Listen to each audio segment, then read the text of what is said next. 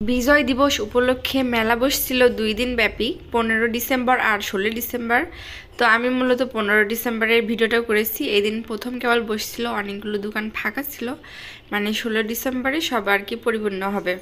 আসসালামু আলাইকুম, কেমন আছেন সবাই? তো জানতে পেরেছিলাম যে 15 ডিসেম্বর আর 16 ডিসেম্বর 2 দিন হবে, তো আমি ভাবছিলাম 15 ডিসেম্বরই যাই, যেহেতু 16 ডিসেম্বর একটু ভিড় হওয়ার সম্ভাবনা থাকতে পারে, সেই ভেবেই কিন্তু যাওয়া হয়েছিল। তো আমি ফাইনালি চলে এসেছি গেটের মুখে। এটা হচ্ছে আমাদের চুয়াডাঙ্গা সরকারি কলেজের সামনেই, একটু কলেজটা ছাড়াই একটু সামনে কবরেটির সাইডেই মুক্ত মঞ্চে হয়েছে। আমরা যখন যাই তখন বিকাল প্রায় সন্ধ্যার আজান দিবে তার কিছুক্ষণ আগে। তো যেই দেখি যে গেটের ডেকোরেশন করছে, আর প্রথম দিকে একদম ফাঁকা। তো আপনাকে দেখেই মনে হবে যে হচ্ছে হয়তোবা কোনো বন্ধ কেউ আসে নাই, কিন্তু একটু ভিতরে ঢুকলে বোঝা যাবে যে অনেক উদ্যোক্তা আপুরা কিন্তু স্টলগুলো নিয়ে বসে পড়েছে আজকেই। তো ঢুকেই একটা দোকান ফাঁকা ছিল, তারপরে এই যে এই জনতা ইঞ্জিনিয়ারিং এই দোকানটা ছিল। এগুলো কিসের মেশিন আমি জানি না, কখনো জীবনে চোখেও দেখিনি, এই প্রথমবার দেখছি। তার পাশের দোকানে কিন্তু ছিল বিভিন্ন রকমের আচার, আপুটা আচার বানিয়ে নিয়ে এসেছিল। তবে যা দেখে মনে হলো জলপাইয়ের আচারই বেশি, যে তখন জলপাইয়ের সিজন, তো এই আচারটা নিয়ে বেশি কাজ করছে। তারপরে ছিল বিভিন্ন ধরনের কেক আইটেম। আর পাশে একটা দোকান স্কিপ করে গেছি, সেটা হচ্ছে মাহমুদা অনি আপুর আর পেজ নাম দিয়ে স্টলটা নেওয়া আর কি। আপুর দোকানে পরে যাব, ভাবলাম আগে একটু এদিক ওইদিক ঘুরে আসি, তারপরে আপুর দোকানটাতে যাব একটু ভালোভাবে রিল্যাক্সে।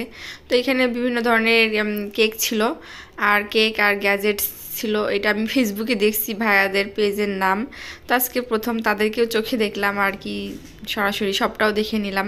তাছাড়া ছিল এই যে বিভিন্ন ফ্লাওয়ার্সের দোকান, এখানে সব ধরনের ফ্লাওয়ার্সই ছিল, ছোট ছোট 100 টাকা শুরু করে 100, 150, 160 এরকম দাম ছিল। কি সুন্দর একটা বাবুই পাখির বাসা ছিল। আর মেলাতে কিন্তু আমার বোনের বান্ধবীরও দোকান ছিল, সে হচ্ছে বিজনেস করে আর কি, কসমেটিক্স জুয়েলারি নিয়ে, আয়শা ক্রাফট তার নাম।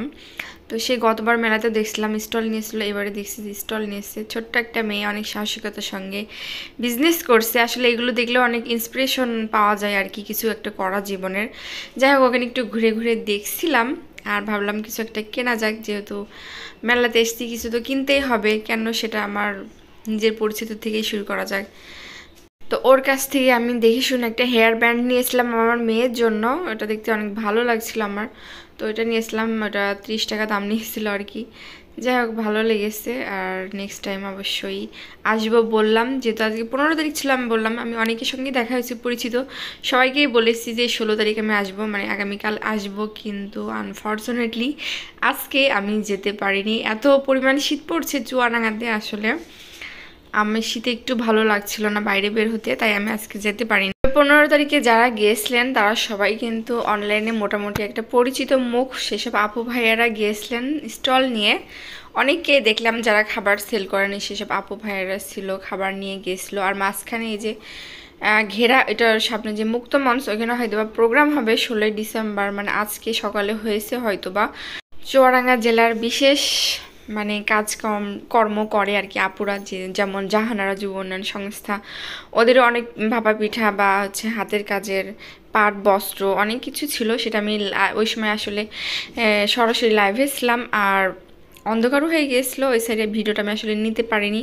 ওইদিকে পার্লারের আপুরা অনেক ছিল, ওনারা অনেক কিছু জিনিস নিয়ে এসছে। তো আমি আমার পিচ্ছি মেয়ে দুইটার জন্যে কিন্তু এই আপুর থেকে কেকও নিয়ে এসলাম, হোমমেড কেক। কেক 2 জায়গায় বসেছে, আসলে ইনি লাস্টের স্টল থাকায় আমার কেমন জানি একটু মায়া লাগছিল, তাই আর কি ওনার থেকে কেক নেওয়ার জন্য ভাবলাম। আপু কিন্তু এখানে চা বিক্রিও করছিল, আর ঝালমুড়ি মাখাও ছিল, আমাকে বলছিল যে ঝালমুড়ি মাখাও আছে এবং চাও আছে।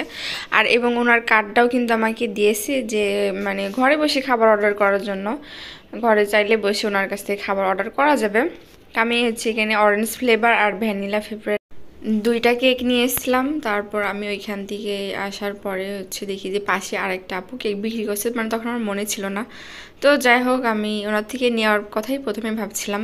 তারপরে এই যে অনি আপুর স্টলে চলে আসি, আর প্রথমে যে মেয়েটাকে দেখা গেল ওইটা কিন্তু আমাদের এলাকারই মেয়ে, মেহেদি বিক্রি করে ও, মেহেদি বাই ইমোনা। ওরা মেহেদি অনেক ভালো, এবং ও অনেক ভালো একটা মেহেদি আর্টিস্ট।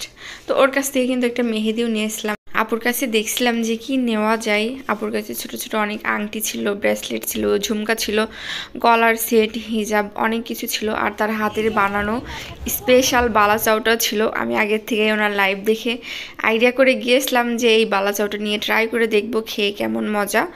অনেক রিভিউ পেয়েছি, সবাই রিভিউ দিয়েছে যে আপুর বালা চাউটা অনেক মজা হয়। তো আমি ভাবলাম নিয়েই নিই। আমি একটা ছোটো প্যাকেট নিয়েছিলাম, 100 গ্রামের প্যাকেট, যেটার মূল্য ছিল 200 টাকা। আর একটা মেহেদি নিয়েছিলাম, ছোট্ট একটা আংটি নিয়েছিলাম। আর আপুর সঙ্গে একটা সেলফি নিয়েছিলাম। তারপর সন্ধ্যা হয়ে যায়, রাত হয়ে যায় একটু। তারপর একজনের সঙ্গে দেখা হয়েছিল আমার বাড়ির পাশে পরিচিত, তো ওর সঙ্গে আর কি চলে আসি বাসায়।